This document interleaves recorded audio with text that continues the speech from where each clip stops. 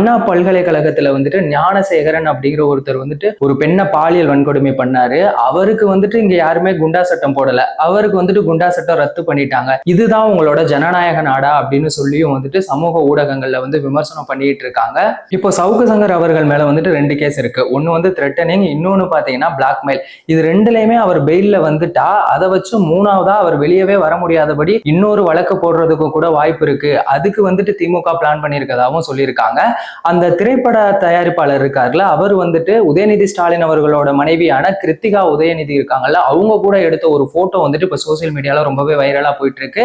இது வந்துட்டு திமுகவோட பக்கா பிளான் அப்படிங்கிறது உங்களுக்கு நல்லாவே தெரிஞ்சிருக்கும். அதை தான் வந்துட்டு திமுக பண்ணியிருக்காங்க. இன்னொரு விஷயம், திமுக அரசு என்ன பண்றாங்க அப்படின்னா, சவுக்கு சங்கர் அவர்கள் வந்துட்டு தேர்தல் முடிகிற வரைக்குமே வந்துட்டு வெளியே வரக்கூடாது, அதுக்கு என்ன பண்ணணுமோ அதோட முயற்சிகளை வந்துட்டு பண்ணிட்டு இருக்கதாவுமே சொல்றாங்க. ஏன்னா அவர் வெளியே வந்துட்டாருன்னா பல உண்மைகளும் ஊழல்களும் வெளியே வந்து அவர் சொல்லிடுவாருல்ல, அதனால அவரை எப்படியாவது வெளியே வரவிடாம பண்ணணும் அப்படிங்கிறதுக்காக இது திமுகவோட திட்டமிட்ட சதிதான் அப்படின்னு சொல்லியும் வந்து சொல்றாங்க. சவுக்கு சங்கர் அவர்கள் பத்தி நீங்க என்ன நினைக்கிறீங்க அப்படிங்கிறத மறக்காம கமெண்ட் செக்ஷன்ல சொல்லுங்க. வேறொரு வீடியோல வேறொரு கண்டென்ட்ல நம்ம திரும்பவும் சந்திக்கலாம்.